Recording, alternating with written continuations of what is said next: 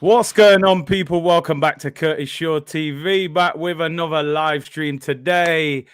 FFTV, Franny in the building. What you saying, bro? All good, all love. Hope everyone is all good. Yeah, you know, the community. I think my community is 90% of your community. So Hey, do hope you know what? everyone's good. It's nice to be able to conversate, smile. We can talk about Arsenal in a positive light for once. You know, it makes a difference from the usual. It's mad. The stream last night, the watch along. I don't know what yours like. I popped in, but you know me, Yeah. I'm chilled. And the stream was chilled. Everyone was just relaxed. Everyone you could see Yeah. was smiling. Everyone was nice, feeling good. And yes, we know we'll go into it who it's against. That's irrelevant. But it was just nice that everyone felt chilled. Do you know what I mean? That Yeah. was the main thing. And for Daniel in the chat, yeah, apologies. Usually I'm 2:30, but today I've got to record something after, so we had to come on a little bit earlier. So hope it doesn't mess up people's schedule. Listen, we won a game. We won 6-0. Played well. Do you know what? I was in the chat. I said to everyone in the chat last night, I said, listen, we know who we played against, right? I said, look, we beat West Brom under eights last night, right? yeah. It was because I didn't know half that team, but Yeah. It was kids team. Yeah. you've still got to, as a fan, you've got to enjoy it. Don't get carried away. Doesn't all of a sudden mean we're going to get top four. We're going to roll City over. Aubameyang's going to score 35 goals, but in isolation, you can only beat what's in front of you. They put out a weaker team, and we slapped them up 6-0. Aubameyang scores a hat trick. You can't ask for much more than that. And there's gonna be people saying, of course, oh well, there was only playing the kids, you know, Arteta's done, and you're still gonna get loads of negativity, and I understand that. But on the flip side, for me, I was saying in the chat last night, just enjoy the moment. Yeah. Enjoy Aubameyang scoring goals and actually smiling for the first time in God knows how long. Enjoy Saka taking someone on. Enjoy Pepe doing a bit. Enjoy Odegaard getting on the ball. It was like a training session, but enjoy it, and then we'll get back to what we ever need to do when we get to that. And I think people have just got to put a smile on the face and just enjoy the moment. Just enjoy the moment. Yeah, no, I agree. I think for me the highlight of last night was Aubameyang's hat-trick goal, because that was prime Aubameyang, won it. When he was winning the Golden Boot, he was scoring that goal every other week. Yeah. Well, I thought, you know what, he's gonna score. Everyone was like, he's gonna score. Yeah. I think Ashton came in the chat and he was saying, Fran, Aubameyang hat-trick, make sure you get to the bookies or whatever.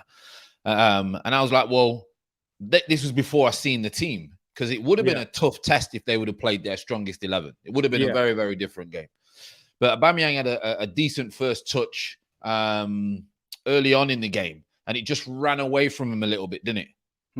And I was like, he doesn't seem that confident, because his first touch was like spot on, and then but then I thought, all right, and then it's amazing what tap-ins do.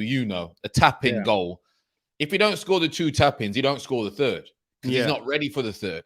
But the third was, like, say, prime Aubameyang, and he was smiling. People were celebrating. I was like, you know what I mean? Like, they were just happy, and I was like, wow, yeah. And you didn't really want to celebrate yourself, but you had to celebrate because you was happy. You know what I mean? Do you know what, Fran? Just while we're talking about Aubameyang there, I've had a lot of disputes on my channel with people about Aubameyang. I'm team Aubameyang. I back him. I look at, like, if you create chances for him and you play him through the middle, I think things happen. I think we've been too slow. I mean, we finished 12th last season in the Premier League for chances created. It's not a good team to play in if you're a striker, but like you said, that tap-in, it kind of opens it up for him then to score that third one. Do you think we need to stick with him and keep going with him and try and... Because there's rumours that Man City are sniffing around it. Well, I'm not surprised with the Man City rumour. If I'm Pep, I'm tight with Arteta. Arteta's probably saying, do me a favour in a way. I need to get him out to free up some funds. That's the conversation that's probably happening. But for me, who are you going to replace him with? He is still the best goal scorer we have at the club. He is still the one who's probably going to score goals. Let's be honest. You're not going to rely on a Lacazette or a Pepe to really, really score a goal when you really, really need one. So, but it seems that do they want him out? Do they want to get rid of his wages, etc.? And I can see the Man City. It lines up. We've said it before in streams. It does line up. It does make sense, especially if he's going to play central. Now, for me, I will always play him central. Play central. Don't really have to think about nothing. Play off the shoulder, and everyone else just slide the ball in for him, and he'll finish. But when you don't do that, that's why it's come under a lot of pressure. And like you say, we know he had a lot of credit last year, and last year he had a lot of knocks.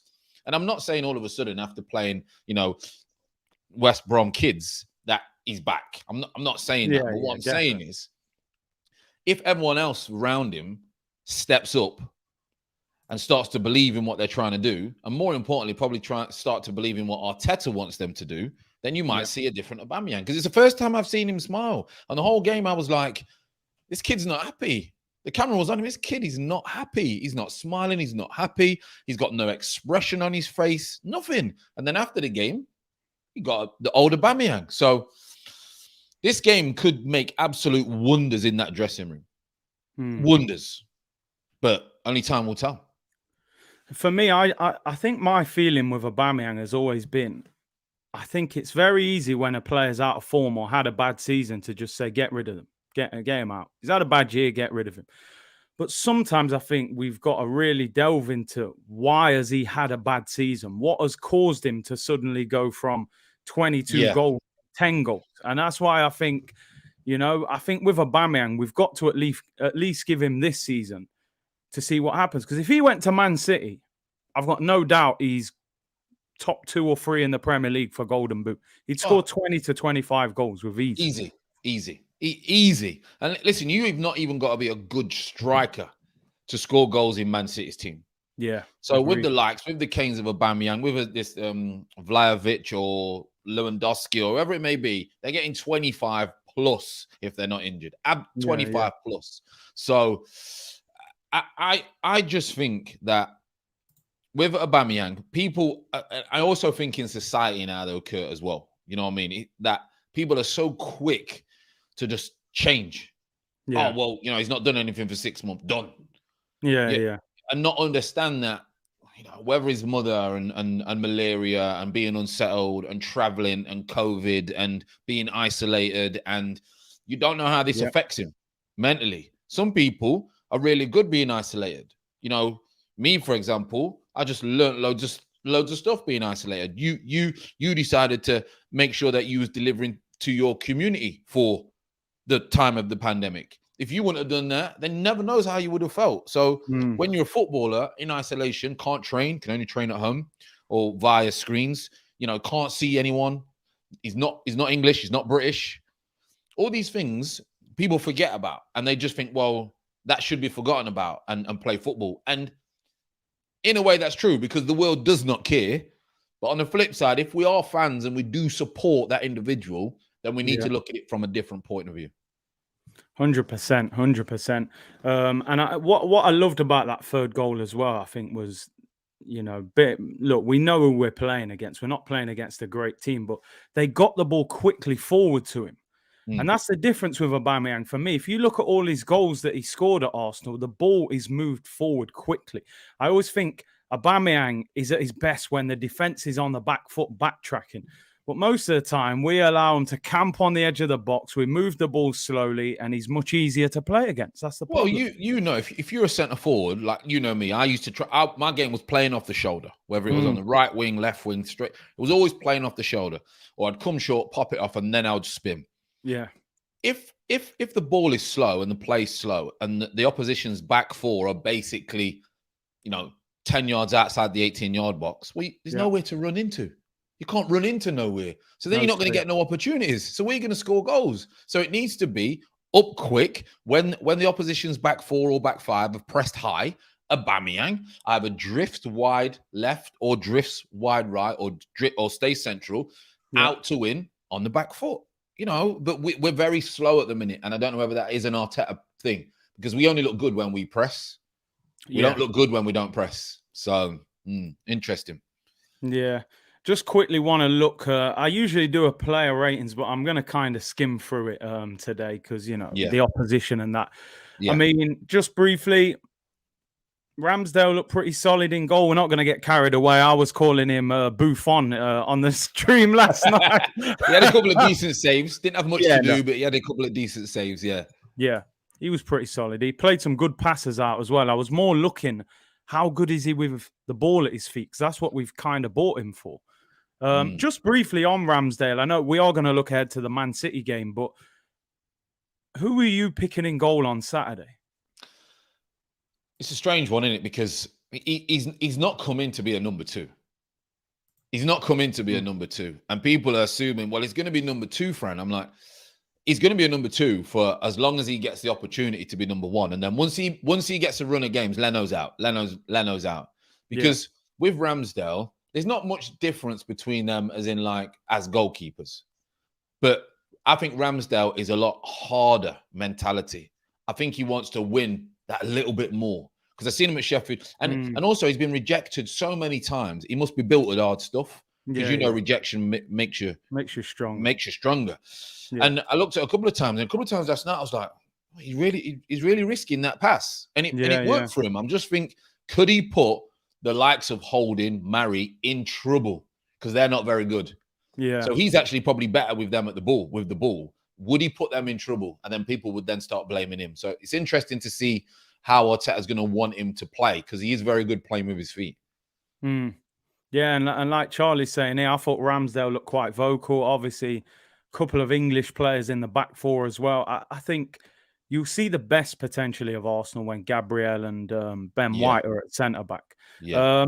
Just going into the defence, I mean, Kolasinac, I couldn't believe he was on the team sheet. I'm not sure he'll play for us again. It sounds like he might get moved on. But it's a strange one, isn't it? Strange one. If he gets injured last night, then what?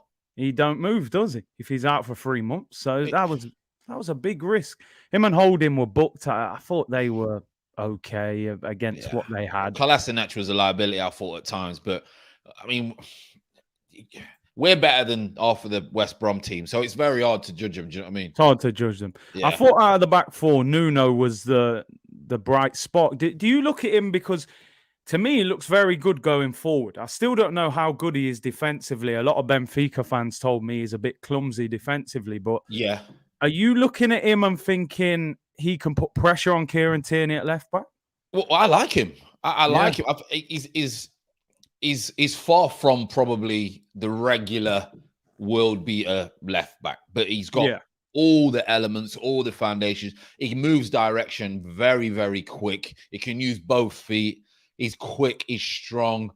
Positioning, like I say, defensively, not the best. But modern day football, not many right back and left backs are good defensively, are they? So depending how, this is a big 12 months for him and Tierney. If Tierney keeps being Mr. Candy Floss, then Tavares is going to come in and say, I'm done with this. I'm going to really, if Tavares puts his head down and says, you know what, I've got an opportunity to make this my number one spot because the manager's brought me in and this guy's injured a lot. If he really, really wants to and he stays behind for the extra an hour and he gets in an hour extra early, he'll be number one.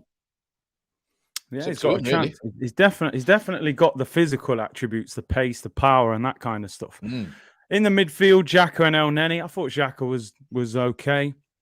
El Neni gave the ball away a few times, though, which you can't be doing that. It was quite funny. I think Odegaard was picking up the ball in some pockets. He gave it to El Neni, and then El Neni either gave it away or went backwards. And I was like, oh, my God. El Neni, for me, genuinely, I don't know how he's still at the football club. Without, respectfully, I don't know how we are still playing this guy. One, who's going to have him? We've got a big problem of who's going to take our fringe players or bang average players. And two, I can see why he's involved. He's honest, he's work rate, he'll try his best. But other than that, especially for Arsenal, he's a Newcastle player. Without sounding horrible to he's a Newcastle player. He's a Burnley player. Break it down, pass it sideways. So not good enough. I think with El Neni's one of them players, isn't he, that a coach would just like him. I can imagine El Neni turns up early for training. He's always ready, works hard. He probably does extras. 100%. Yeah. You know what I mean, Fran? He's that player that's not that good, but he's just a coach. He probably picks the cones up for Arteta afterwards. Yeah. Puts the goals away on his own. All those kind of things. Everyone's like, do you need help? He's like, no, he's trying to push one hole and then the other side. You've seen them all on the training ground. And I want to tell him, like, listen, it's only going to help you to a certain degree, but if you're not good enough, you're not good enough, son. Do you know what I mean? Yeah, I'm telling you. I thought Xhaka did okay, but again, when he gets pressed on on Saturday, it's a different level. The front four, your boy, I call him Odegaard, you call him Odegaard. It's somewhere in the middle. But listen, do you know what? In the first half, I'm sitting there going, come on, I want to see something. And he does that little flick, and I'm like, okay, that's why you was at Real Madrid. You know, I need it against Man City, but that was that bit of magic, wasn't it? Yeah, and I think that's because we're looking at him to do magic all the time. Yeah. You know, we sometimes, a lot of the time, we get disappointed because magic happens once in a game. It's what happens. And that little flick around the corner creates the goal, if you know what I mean. So, yes, I thought he was steady. He had nice little touches. Again, it's going to be very easy for him. But it was nice to see him play in a winning Arsenal team because obviously that's going to be good for mentality-wise. But obviously City is going to be a completely different kettle of fish. But, you know, Odegaard is one of my favorite players. I love the way he plays. Could he do more at times? Yes. Could he be more of a little bit more aggressive? Yes. But we just don't have that. We do not have that in this squad, what he produces. So, yeah, I thought he did well. He did well. One thing I will say here, and Zach said this, and I hope this just takes time with settling in. Couple times I've seen Auba make the run. Odegaard looked, give it him. And he's gone for the safe ball. And I'm like, take that gamble. I can see Aubameyang throwing up arms like, yo, I've made the run off the shoulder. I need the ball. Yeah. You hope that, like you say, you hope once they settle and they start having more conversations with each other. And Aubameyang says, listen, if I'm going to play central, don't even think about it. Feed it into that space. And then maybe that relationship will start to build again. But it is a good point that Aubameyang makes so many runs. And people don't see it. And then what happens is he then gets frustrated. He don't want to make the runs. Yeah. And people have forgot that he's made 55 runs before and never got the ball, you know? So, but it's a good point. It's a very, very good point. Moving forward, just quickly, because me personally, I don't think Odegaard and Smith Rowe should be in the same team. I think we've got enough wingers to not have to shoehorn Smith Rowe in on the wing. So I know you're a big fan of Odegaard. For example, Man City on Saturday, who are you playing in that number 10 role? It's interesting because I think it's going to be what type of team you're playing against. It's a good point that you make because Odegaard against City, he's not really going to get the ball. He's going to probably get overrun. He could probably quite easily just go missing in the game because you're playing against a City team. So would ESR be better because he likes to take it on the back foot and drive at Man City? Less creative, but maybe more of a threat when it comes to Man City. But when you want to keep the ball as much as possible, where you're going to have a lot of possession, you're probably going to play Odegaard. So it's a toss of a coin, really. It really is, because I agree with you, Kurt. I don't think you can play them both in the same team. I don't think there's room for them both in the same team. Even if ESR goes a little bit wider, you know, you're then taking a Saka or a Pepe out to put an ESR in. It's a good point. It's a very good point. I mean, why they gave ESR a 10? They probably didn't think that they was going to get Odegaard, to be honest. That's why they gave him the 10. Yeah, it's funny. Do you know what? I remember when he got that number 10, I was on here like, listen, some people were saying, oh, you need to get with it. Football's changed. I said, maybe it has. You know, maybe it has. For me, to get a number 10 at a football club, you had to be a star. Mate. You know, you had to have earned your stripes, mate. You know what I mean? Golden shirt, number 10. I was coming out of youth teams getting number 25. Then I think I went down to 18. You know, I had to work. You couldn't just come out of nappies and get number 10. It didn't work like that. Oh, mate. Listen, I was a striker. Never had 9 or 10. In 12 years, mate. In 12 years of professional football, I never had 9 or 10. And the closest I got was 11. And they said, get yourself out wide, son. Get yourself out wide. They saw that pace. They said, listen, you know what? We'll play you on the wing, mate. We're never going to play you up top. Dear. Do you know what? When I was watching Pepe last night, it always rings in my head the things that you've said about Pepe. Yeah. I've really defended Pepe, but this year my patience is a little bit thinner than it's been in previous years. Yeah. again, in the first half, he's doing this thing at times where getting the ball, not driving, then they double up, then they take the ball off him. But what I noticed yesterday, when you get the ball in behind and he runs onto things, looks a little bit more comfortable. But then in the Premier League, you don't get that kind of space in behind. What did you make of Pepe yesterday?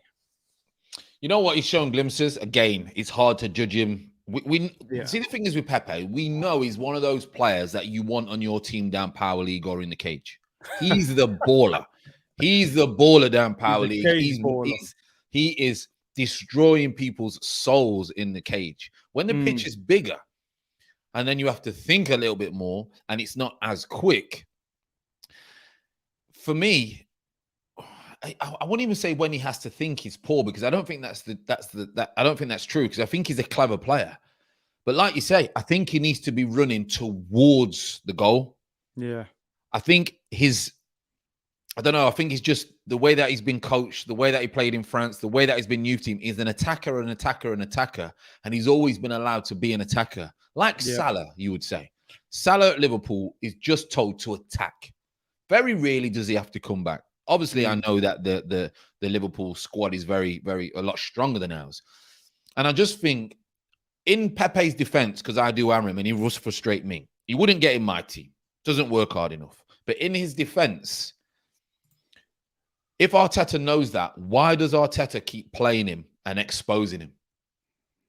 You know? Because if Arteta does want him to double up, then he shouldn't be playing. You know, he wouldn't be playing in my team. That's the guarantee. He won't be playing. He'd come on for 20 minutes, and I'd say win me the game. You know what I mean? And then he'd sulk all weekend, and then that'll be it. He gets on with it. But obviously, I don't know what Pep's telling him, because there's no doubt he's got ridiculous amounts of ability. But the other side of it, what makes you that level, that 72 million. For example, we'll watch Jadon Sancho this season. Even if he never gets the ball, he will be up and down, up and down, up and down. Now, whether that's an English thing, because we're told to do that as youth and foreign players are not told to do that off the ball, I don't know. But I just don't think he's good enough to take us where we need to get to. He needs better players around him. So maybe that's what needs to happen. Like an Ozil, like an Odegaard, needs better players around him. Do you think, because like you said, you've played out wide before as well. And, you know, I've played there at times, you know, when you've got a fullback behind you that's not very good, that's dragging you back, that doesn't overlap and pull a fullback out the way, it can make your job more difficult. Do you not think if you've got an Aubameyang up front, you've got an Odegaard in the 10, when Thomas Partey's back, if we can get a solid right back behind him? Yeah. Because you said there yourself, Pepe's got lots of ability. Are we in a situation at Arsenal to turn around and say, okay, maybe he's not doing enough, we just turn our back on him? Or because of the price tag, do we have to say, look, we've got to try everything to get the most out of this guy? I think because of his price tag, I think because of the ability that he does have, as long as he's still willing to put the work in and show a good attitude, then I think he deserves a chance. Yeah. That's only right. And I don't think Arteta kind of made him feel wanted last year. He would play 2 games, do really well, then he would drop him for free. Now, that's down to maybe... we've both been there, by the way. I remember, you know, having 3 or 4 games and I'm the best player on the park, and then they'll say, not playing this week because the centre-half's a little bit too big for you, when it was an excuse to drop you. And it absolutely demoralizes you. Now, what I would say with Pepe is, when I played right wing, all my years at Lincoln, it was right wing. With, God bless, Keith Alexander, you had to double up with your right back or you didn't play. So maybe that's me being biased when I see Pepe not doing it, because when I played that position, you had to double up because the fullback, like you say, was never good enough one-on-one. Now, when I played fullback for half a season, I was quite comfortable one-on-one because I was quick. Yeah. So my right winger, which was Gary Taylor-Fletcher, who went Blackpool in the Premier League, etc., he was allowed to just stay up. Ironically, he gets some move not long after that because he never had to run back because I was comfortable one-on-one. So if you've got a very, very comfortable one-on-one fullback, then we would then see the best of Pepe. And that's what we need. That's why we've got no good right backs. That's why I need a Max Aarons, because he's very comfortable and he's quick, you know? Yeah, definitely need someone. And then obviously Saka got his goal. Aubameyang got his hat-trick. I think Aubameyang was named as man of the match. Yeah, right, And, rightly so. Yeah, rightly so. Yeah, so yeah, I think that's job done there. Looking ahead, obviously we've got Man City this weekend. Probably the biggest test you can have in the Premier League at the moment, along with Chelsea, who we found out the other day, probably Liverpool. This game's going to be different. They're going to dominate the ball. They're going to press us. We ain't going to have that space in behind. Oh, yeah. What, are they asking for it? Nah. Oh, I put it here. I thought, hey, it's here, mate. Better show Curtis. Curtis might lose his concentration. Oh, yeah. Do you know what? While we're doing that, obviously, everyone in the chat, if you haven't subscribed to Fran's channel, links in the description below. He's giving away a PlayStation 5 if you subscribe to him. So, yeah. When's it? When are you doing the giveaway? I'm probably going to do it at the end of the month, or because the window shuts down at the end of this week, or whatever it's going to do. So we'll do it. I'll probably come on with you, speak about it, and then tell everyone to go and comment on a video or something like that, and do it on mine or something like that. So the end of this week or whatever. But yeah, everyone in the chat was asking me last night. So I've had it by the way, I've had it by the side of me all night. I don't want to let it go. Yeah, I bet you're thinking, nah, you know what? Do I really want to give this away? You should have said PS4, man. The good thing is that it arrived. I wanted to show everyone that it arrived. That's the main thing. You know what I mean? That's the main thing, man. It's here. It's in the building. If that ain't worth subscribing, I don't know what is, man. You know what I mean? Curtis has made 10 channels up, people. Yeah, I've got burner accounts all over the place. No, not really, but no, listen. You got to be in it to win it, people. So, yeah, definitely. In it to win it. Levan said, Curtis, I voted for you already. What date is the content? I think we still got about 4 weeks. That's in the description as well, people. Get voting for that. Make sure you smash a like on the video. Yeah, man, it should be good. Listen, just moving on. Man City won it. Sorry, it was Man City. Yeah, sorry. Yeah, we're talking about Man City. Obviously, we go to City this weekend. We haven't beaten Man City since 2015. How would you approach that game now? Because if I'm Mikel Arteta, I'm thinking everyone in the world thinks we're going to lose this game. So why not have a little bit of a go at them? I'm not saying go there and open up, because I think when you do that, City pick you off. But surely sit back and try and exploit them on the counter-attack. It's hard, isn't it? Like, yeah, it is hard. If you're a manager going into this game now, what do you do? Do you sit back and, like you say, try and counter-attack them? We're not good enough because we don't have a strong foundation, really. Yeah. But if you sit really deep, you may have a chance. If you sit basically on the edge of your 18-yard box, because the teams that beat City tend to sit very, very deep. So there's no space for anyone to try and pick the pockets or the holes. If we press high and press, we're going to get bopped. They'll pick us off, yeah. Absolute bopped, and they'll get down the sides. So I think you've just got to say to your players, try and stay disciplined, try and stay within the areas of the pitch, and look at the individual you're facing and outwork that individual. That's the best you're going to get. And if you say to yourself, I'm going to outwork that individual, team may have a chance. Yeah.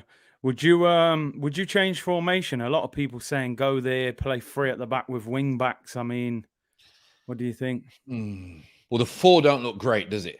It looks quite open defensively. Yeah, the 4 looks weak. The 4 looks like they've never played together.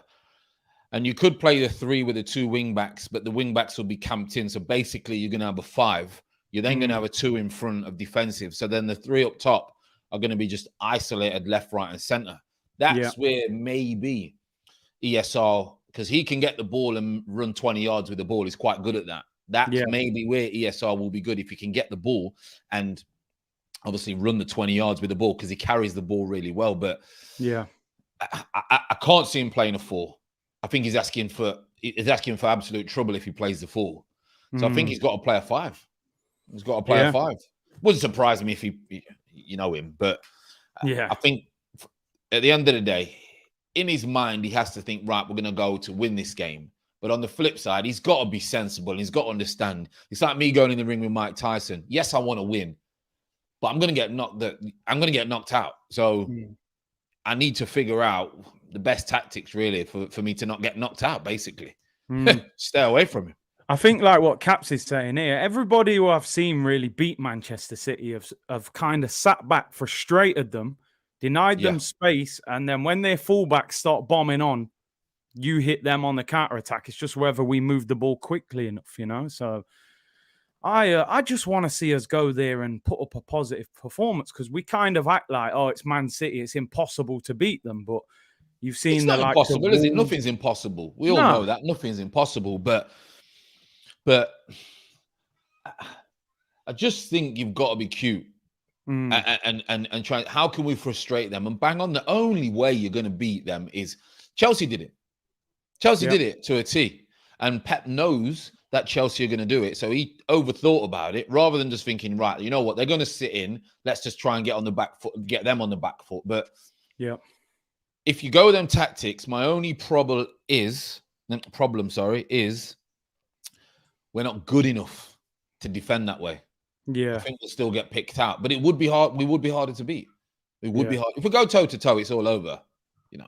Yeah, you can't go toe to toe with them. No way. It's too difficult. I just wanted to ask you quickly as well about this Qatari potential takeover. Obviously, this guy's been tweeting on the Qatari Twitter account, and he's come out and said, I've received a lot of questions about Arsenal yesterday. Some were upset because I did not answer. In fact, I do not have any definite information, but it is said that there is Qatari interest in buying the club during this year. But the process will not be easy. This and God knows. Obviously, he's related to the family of the owners of PSG. Apparently, they're worth over, I think someone said 300 billion. Yeah. So money is not an object. This ain't like Daniel Ek trying to get a consortium together. They can slap 2.5-3 billion down. Oh, no problem. These people, as you know, I was living out there, Dubai and all these. This just billions, mate. Yeah. Some of these people, these sheikhs, these royal family owners, oil, it's absolutely ridiculous. Yeah. Wow. I mean, that's everyone's Christmases in one, isn't it? Let's be honest. Do you know what? I remember when I used to go to Arsenal games, probably 4 or 5 years ago, and a lot of the fans were like, we don't want to do what Chelsea have done, City have done, oil. Like, listen, I don't sprinkle oil all over the Emirates, mate. I don't care. We need to compete. We need to be successful. The only way we're going to compete is by this happening. Okay? Yeah. We can't compete if people are not going to bring money into the club. Now, some people will say, well, it's all your money, Fran. Listen, most people who with this amount of money have got money in areas that we don't really know about and we don't really care about, whether it be oil, whether it be energy, whether it be, you know, medicine, it's all money that it's never going to come from, you know, selling books and Amazon. Yeah, true. Yeah. But most people, But most people, we got to come away from that. Do we want to? And there's this thing that I was reading in one of my books. It was on about how we sabotage our own success. So because people are so in their beliefs, and I don't want to be like Chelsea, when deep down they do, or they don't want to be like Man City, you're sabotaging success. And if that is the case, then you should not be moaning when the owners don't put money in. What do you think? You don't want oil money. Setty's put this. Setty's put, I'd settle for relegation and keep our morals. I mean, is it maybe we don't know. Setty, we don't know. And if everyone's very different, but for me, boy, are we going to win anything if we have that mindset? We ain't winning. What I would say as well, listen, I know people love this whole thing of Arsenal are the classy club, this, that, the other. They weren't too classy when they got rid of 55 people during the pandemic. You know, the way they dealt with Mesut Ozil when he was standing up for people and things like that. You know, obviously we're Arsenal fans, but let's not pretend that they're this clean-cut football club and everything they do is, you know, beautiful. It's the way of the world. We're naive if we think it doesn't work like that. Whether we agree with that, whether we think it's immoral, sure, many of us think a lot of things are immoral, but it's the way of the world that we live in, and it's business, you know? Would you... I saw a report, some people saying that some of these Qatari owners, you know, they've kind of... Some of the things they've done and stuff like that are not morally correct, shall we say, and some... You know what I mean? Does that would that make you not want them to buy the club, or do you kind of look at it like, listen, most billionaires have probably done some dirt to make it to that level? You only become a billionaire by being corrupt in some type of way or paying someone off. Even the Amazon, someone somewhere along the line, because otherwise the powers above you don't allow you to get to that level. Governments, etc., they don't allow you to get to that level. So unfortunately, most people that have got this status have done things wrong. I do understand the Qatari and that way of living, by the way, over that side of the world. Like you say, the human rights, etc., things like that over the Middle East, and that is very, very different from the way that we are here. Obviously, Dubai is very different because it's a very metropolitan and a all nations kind of city. But you know, the Emirates as a whole, even though Qatar is kind of not part of the Emirates, but it is, if you know what I mean. They live a very, very different way. Religion's very different. Morals are looked at very different. What the things that they would do, we wouldn't, and the things that we do in our society, they would never dream of doing it. So there's a balance in everything. So I get people's concern if they don't agree with certain things, which is of course that's the way that it is. However, are we gonna get a squeaky clean vegan billionaire who's never done anything wrong to take over the club? Well, probably not. So probably not. Which way do we go? Do we stick with our morals and get left behind and end up in a relegation battle in 5 years or championship, or do we try and get someone who's going to invest money, whether it will be right or wrong, wherever that money's come from or whatever business they do, to try and get us where we should be as a club? I can understand it's a very, very, you know, sticky point, and I get people's argument on both sides. I really do. Yeah, no, 100%. Listen, you know, I'm sure there's loads of owners within football clubs where you can find different things and they've done wrong. You know, listen, show me the oil, man. Show me the oil. Oil you know, settings. Oil settings. Oil settings, man. You know, I'll come on here looking like Adama Traore, mate. I'll put baby oil all over my arms. Man, I've got a dish dash. I'll put my dish dash on. Everything, mate. I'll be straight on it. Big up Nima with the super chat said the self-sustaining model can work. Look at Liverpool. I prefer Kroenke or Daniel Ek over the human rights abusing Qatari royal family. I mean, listen, I don't want to get too political. I hear what you're saying, but then people are saying Kroenke was supporting Trump. Look at the kind of things that he's done as well. So it's very difficult. It's very difficult. It is difficult. Yeah, it is difficult. Yeah. It is difficult. I just wanted to talk about, obviously, the transfer window closes next Tuesday. Yeah.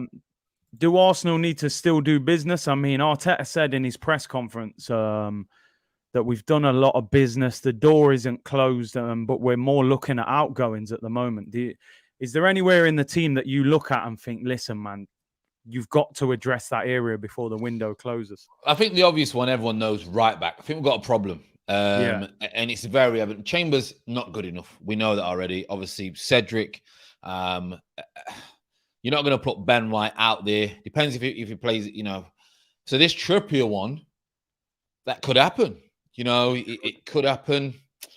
Is it money well spent? He's probably going to only get 3 years out of him. But we do need either an experienced or an exciting right back to allow Pepe, to allow, because I think that's the only position we're really missing, and a ball-playing midfielder. Probably someone who wants to go deep and get it. Basuma's not coming. We know that. If Basuma's going anywhere, he's going to go, you know, I think United or something like that. You know, because that's what they need. They want to play two holding at times. Deals are going to get done. Definitely. Deals are going to get done this week. Whether they're the type of deals that we want, I'm not sure. He clearly wants to get rid of probably 4 or 5.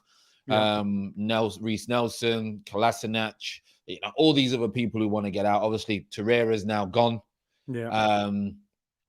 So I can see some things happening. We do need a couple of positions. And I think if we get those positions, I think if we do get those positions, Arteta could do all right this season.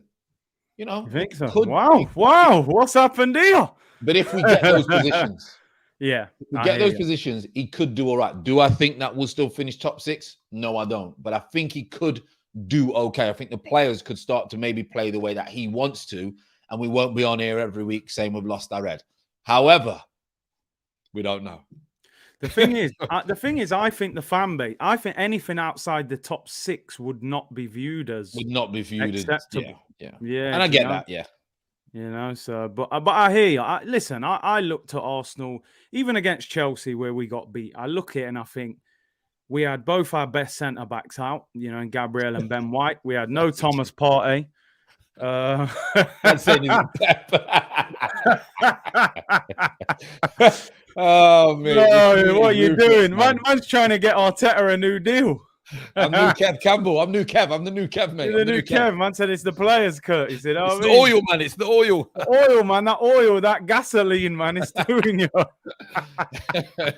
but listen, you're looking at the team thinking, if you can get Aubameyang playing well, you get Partey, Gabriel, Ben White in there, you potentially get a new right back, and it's not a bad team. I don't think it's top 4 level, but it should at least be competing in some sort of way. That's what I mean. It's not a bad team if he gets a couple more. And then it just depends on what Arteta does with that team. On evidence, he's going to do the same thing. He's going to get it wrong.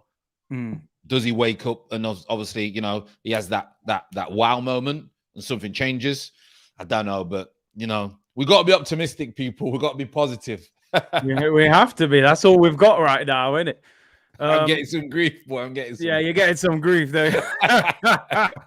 Nobody's subscribing no more. They'll come, man. They'll come. Don't worry. You know what? I wanted to just away from Arsenal for a second. Obviously, I wanted to talk about this Ronaldo situation, and this reporter apparently from Portugal is now saying he believes it's a done deal. I don't think he's a certified account, so I wouldn't take this as gospel, but I've read and watched quite a lot on Cristiano Ronaldo because I find him quite a fascinating character.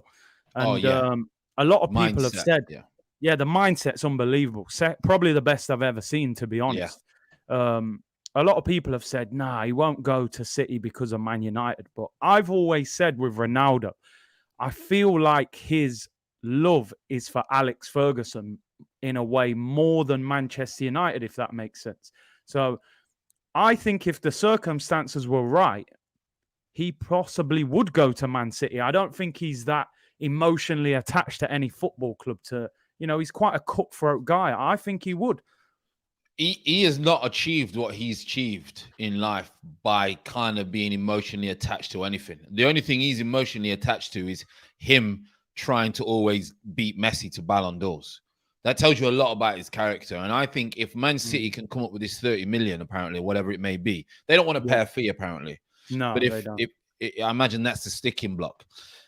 He will go. He will play central. He will score 25 goals at 35 years old or whatever he is because he's an absolute machine. He's like a 20-year-old. Yeah. And the amount of chances they would create for him, that would possibly be a better signing than Kane. Let's be honest. Yeah. I mean, I would love that. I mean, I wanted Messi, but I would love Ronaldo to just give me one season with Pep just to see what you can do again, mate, because that would just be fantastic. Fantastic. Yeah. I would. And especially now the news that Pep's not going to renew his deal. Yeah. Which is disappointing as well, because as you know, Pep's my favorite coach. Same. But I mean, if that can get, but it seems like he wants to get out. Yeah. Durav said there is a link to Fran's channel in the description for anyone looking for it. I've put it down there as well. I appreciate that. Listen, I agree with you. I think, Pep's saying in 2023 he wants to leave club management. He's saying he wants to do international management. For me, I mean, like you said, they want 25 million. Apparently, he wants 900,000 a week. But City can afford that. That 25 million, Man City will earn that in shirt sales in about 2 weeks. Yeah, 100%. Imagine how many shirts they will sell worldwide with his name on the back. Yeah. You think 30 million? Let's think about it. Let's think about this. 30 million for, again, one of the greatest players of all time to grace the football pitch. Let's be honest.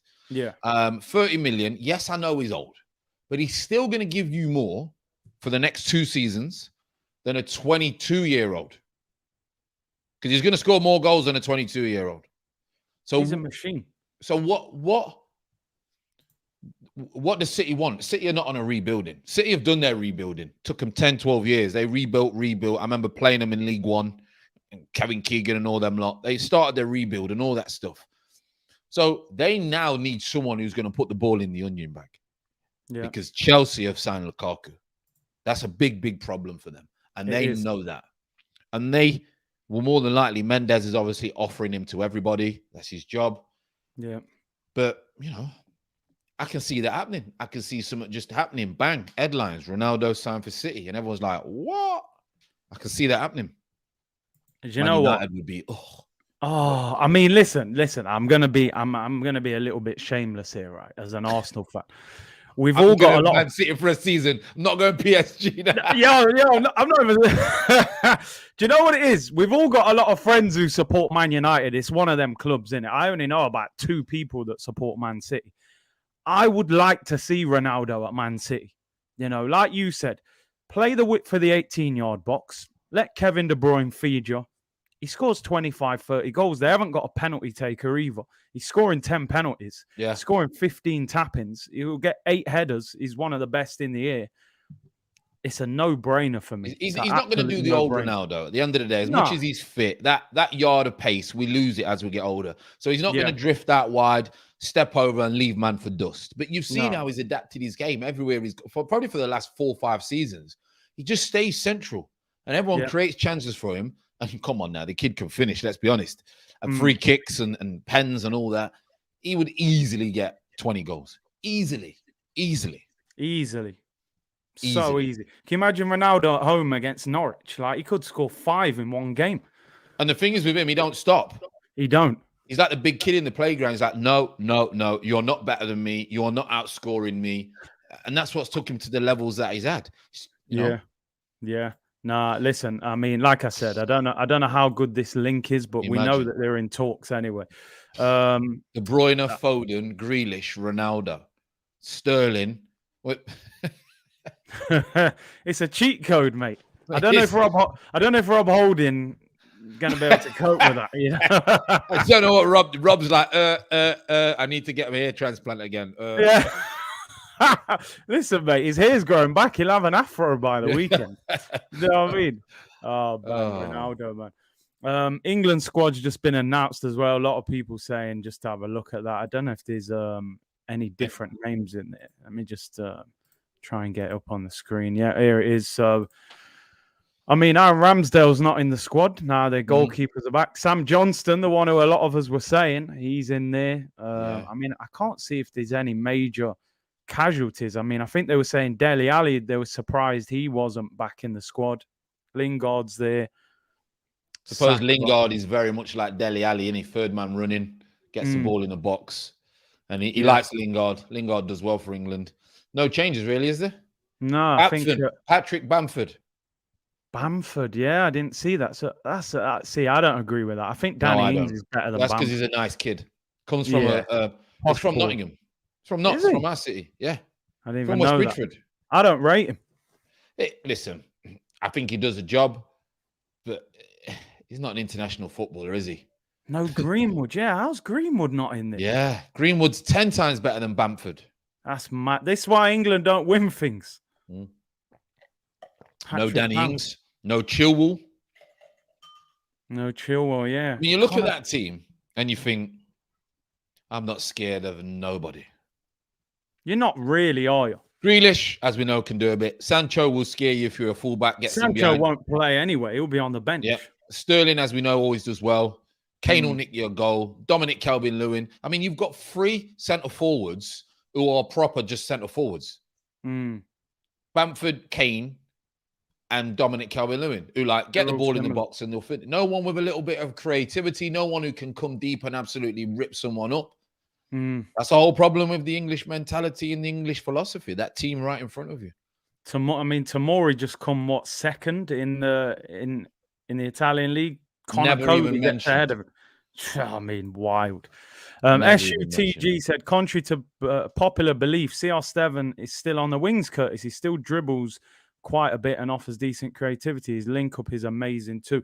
I just think, like we were saying, if he comes to the Prem, because of the intensity of it, I think they'll move him central. I don't think he'll play out wide in the Prem. Oh, no Foden. Yeah, Foden, ain't that an injury though? I thought they said Maybe. that he had a knock. Maybe. No Holding. Yeah, I don't think Holding's got one England cap, has he? Well, he shouldn't have any cap. Not even a baseball cap. Never mind an international cap. Man needs to concentrate on that hair growing back, mate. Don't worry about that. You don't need to be wearing no caps, man. Yo. But yeah. Yeah, and just briefly, the Harry Kane situation. I saw you talking about it yesterday. Do you think has he bottled it, or do we think he just tied himself up by not getting that release clause in the contract? Well, we got Jam on, just came out of nowhere yesterday on the stream, didn't it? Jermaine came on and that, and he was going on like he was a Spurs supporter. He was emotionally like involved. And he was saying, and I was saying to him, like, listen, how we would go about business is not the same way Harry Kane would go about business. We're cut from a completely different cloth. Yeah. So we need to have a look at it from the way Harry Kane is as a human being. And I think if there was, I don't know if you've seen it, but everyone was calling Jermaine so gamble. I saw it. Yeah.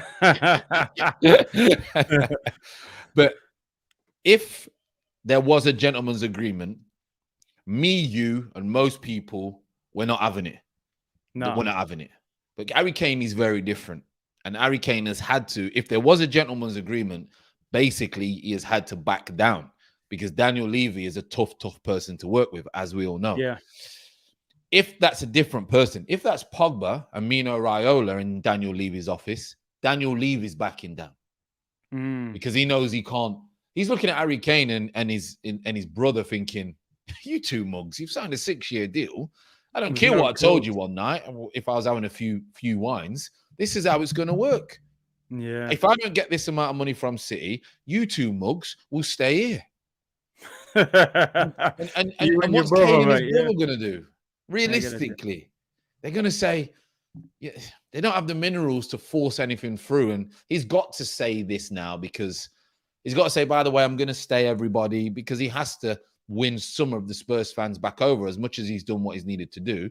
But if there was a gentleman's agreement, I think it's bang out of order from Levy, and maybe it will turn the wrong way. We don't know. I think with Kane, because he's been at Spurs for so long, he probably felt like he had an emotional connection with Daniel Levy, because Daniel Levy has everything he's done for Kane up to this point of his life has been positive. He signed him, give him new deals. This is the first time you've asked for something back off him. You want to get out the club. Daniel Levy said, listen, man, this is business now. You might think I'm your friend, but if it ain't in writing, you ain't getting nothing. So I actually think, right, that I'm looking at this if this was Arsenal. I can understand Daniel Levy doing that, even though I think it's a little bit scumbaggish in that Kane's given you a lot. But he's thinking, well, even if I get 150 million for Kane, who am I going to buy? What top striker is going to come to Spurs? So I just think Kane's made a fool of himself. Tried to go on strike for about 2 days, realized he wasn't built of that, and then came back. I also think now a lot of Spurs fans will look at Daniel Levy in a different way because he's always under pressure. He's always this. But a lot of Spurs fans might look at Daniel Levy and say, you know what? Fair play to you. You want us to be successful. You want us to be ambitious. How can you say you want us to be ambitious if you're going to sell our best player, one of our best players ever? Fair play to him for saying, no, this is how it's going to work. And business is business. I've never done a gentleman's agreement with a businessman and it's turned out my way. Come on, man. So now I would never do a gentleman's agreement with a businessman because I've had a history of what agreement? Come on. You know, so more fool him in it for thinking that he can trust certain people. He'll learn from it big time. People forget gentleman's agreement, but Daniel Levy ain't no gentleman. That's what you have to understand. He's a businessman. Nima said, do you think City made a mistake not going in for Messi ahead of Kane? I'll let you answer. I think the thing is with Messi, there's so many other players, even though Messi would take him to another level, but there is so many other players who want to pick up the same holes as where Messi wants to pick up. Yeah. So it could be very, very crowded. And then they've still not got that kind of strong focal point centre forward, have they? Yeah. I think Kane was probably the piece they needed more than another creative, even though obviously Messi's Messi, but if you know what I mean, I think they probably would have benefited more with Kane to get on the end of Messi if he was to go. But I think with City, number one, I don't think Pep expected Messi to be available. You know, I think that kind of just fell out there. Yeah. My question would be, I think they should have signed Kane ahead of Grealish. That's what I would have said, because I didn't even think they needed Grealish. I think they needed Kane more. Yeah. I actually don't get the Grealish signing, to be honest. No. Because I don't think he's miles ahead of anyone else that plays in that position at City. No.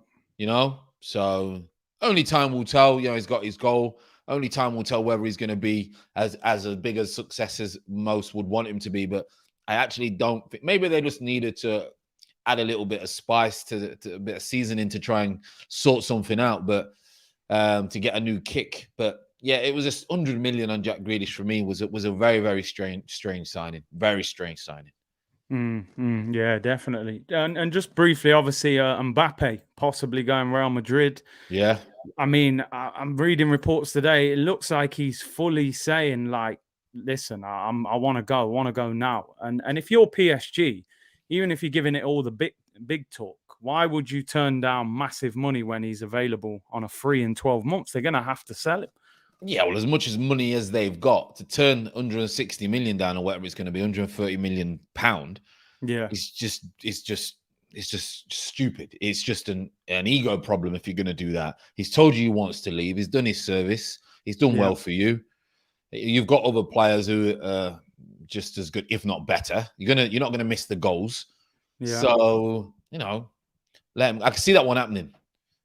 I can see that one happening. Yeah, I really can. And I think he just wants to change, don't he? He's probably looking at Neymar, he's looking at Messi, he's looking at the environment. He's French, maybe wants to live in a different country. He's going to be top dog at Madrid. I can see why he would want to leave as a young professional. I could see why he would want to leave, yeah. Yeah. Someone made a good point there. No Ben White in the squad either, although I think he's got COVID.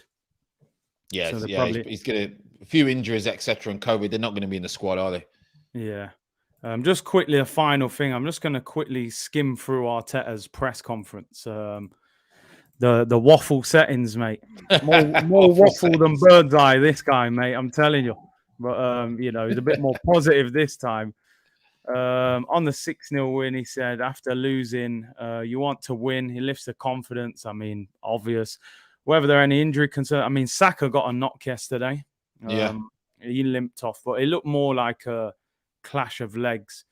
And he said, on the importance of Aubameyang, Lacazette, we'll get some of these big players back. I mean, it'll be. Do you know what will be interesting? Where Aubameyang plays on Saturday, because you know, plays through the middle. All of a sudden on Saturday, he might just bang him on the left again and play Lacazette through the middle. Well, that's where the bad man management comes in again, doesn't it, Kurt? Yeah. You know what I mean? You've seen what he's done. You put a smile on his face for a long time.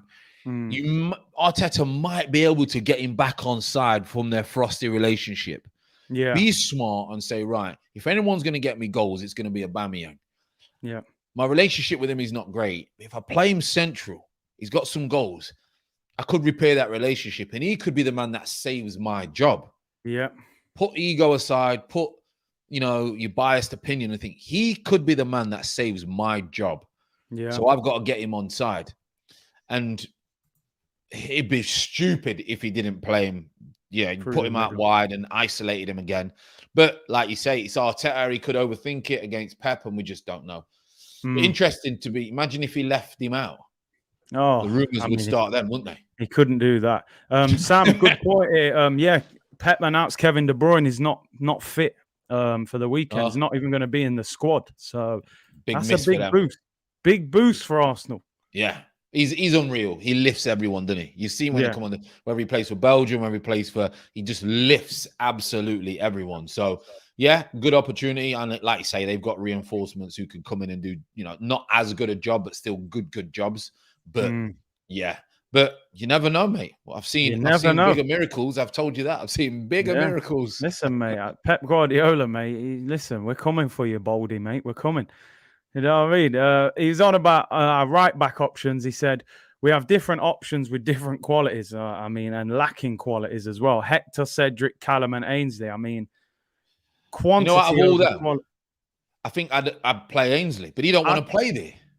No, but apparently now he has said he is willing to play there. He's changed his mind now. You know what, Fran? He had that loan at West Brom, got relegated. He probably thought, you know what, right back at Arsenal ain't so bad after all. You know what I mean? He's Arteta, mate. Listen, I've seen the right back options. You need to get me back in, bro. I think he's the best one out of the 4 that we've got. I think he's the best one. Yeah, I definitely agree. He said, how many players in our squad? I mean, Ben White and Runnison are out. He was asked about Aubameyang's impact through the middle. He said, I think he can play both positions, off the side or up front. He's done it for us. That's his way of saying, listen, if I play him on the left, this is me justifying it. He was on about Gabriel's fitness. He said he's had a couple sessions with the team. We don't know. I mean, he would be a boost coming in at centre-back, Gabriel. Yeah. Whether we sign any more players, he said a lot. I think we've done 16 or 17 deals. When you add in the renewals, there will be some question marks and deals that can happen, but we'll see. And I mean, he's talking about Pep and stuff like that. We're just skipping through it, really. So yeah, not much you can say really about not much you can it's say. expected, isn't it? Do you know what I mean? Yeah. No, listen, we slapped up West Brom under 8s. We did what we needed to do. You know what I mean? Took the ball away from them and ran riot. So it is what it is. You know what I mean? But Fran, I appreciate you coming on, bro. Don't forget, everyone, Fran's channel link is in the description below. Pick it up again, Fran. Show him. I know you're looking at it already. It's heavy, you know. It's kind of wet. PlayStation 5 given away at the end of this week, he said. So this is how old I am, yeah? Go on. It came on the box and it said disc-free console. I was like, what do you mean disc-free? I didn't know that these things don't have discs no more. You didn't know what's going on. You don't even know what's going on with it. I said it's just the box, you know. I'm doing that eBay scam, just the box, innit? You're just going to send you a box and say it got lost in the... Oh, yeah, I'll tell you what. You know, for your sake, right? Because I know you're doing this at random. If somebody in like Australia wins, you're gonna, you know how much money you're gonna have to pay to send that and insure it and stuff. To be fair, people have already said, like, listen, Fran, what happens internationally? And I just said, listen, it's a competition. It is what it is. If I have to send it, I have to send it. But I don't even know how much those things cost. Don't even know to send to those places. What I could do, I say, listen, I'll send you the Reddies and you go and buy it yourself, and then I'll just get rid of this one. You know what I mean? You're just going to keep that one, because some people might want the cash equivalent. Do you know what I mean? So yeah. Some people might. No, listen, makes sense. Over 2,000 of you in here. Listen, make sure you like the video. Let's go past 1,000. Subscribe to the channel. We're approaching 35k. Subscribe to Fran. 35k. Yo. Can we get Fran to 2k before the end of this window? Yeah, he's giving away PS5s. What more do you want? We can get to 2k. We can get to 2k. Listen, I tell you what, right? If you're giving away PS5s at nearly 2k, when you get to 10k, I want a Range Rover or something. I don't know. The wife's already told me I've got to wait for 10k, and I don't know what it's going to be, but it ain't going to be a Range Rover because you know, people expect it to go up. So if you kill myself, Anna. You started off too big. You know, I started off too big, mate. Oh man, listen. I tell you what, if crypto does all right, by the time I get to 10k, I'll send you some crypto. That's what I'll send you, mate. Yeah, little bit of Bitcoin, man. You know, little bit of Bitcoin, that'll be all right. But listen, like I said, Fran's in the chat. His description's in the description below. Let's get him to 2k. Let's get him there today, people. Come on, yeah, man. Come on, people. Arsenal won. All in good vibes. Do you know what I mean? You're in a good mood. Subscribe, get him to 2k, win yourself a PS5, and then on Saturday, you know, we'll lose 5-0 to Man City and we'll be back, you know. You can play your FIFA and win on FIFA. Yeah, beat Man City on FIFA. We'll all be happy. So anyway, Fran, appreciate you coming on, bro. Love it, mate. Love it. We'll do something again next week, and I'll be back tomorrow, 2 p.m, people. And, yeah, you got anything going on today? Or no, I just told everyone that I was just going to come on with you and have a nice, you know, chilled stream with you and that. So nothing else today. I was busy yesterday. We smashed out a few yesterday. So just going to spend some family time today. So that'll be good. Yeah. All right. No worries. Appreciate everyone tuning in. We'll see you all tomorrow. Big up Fran for coming on.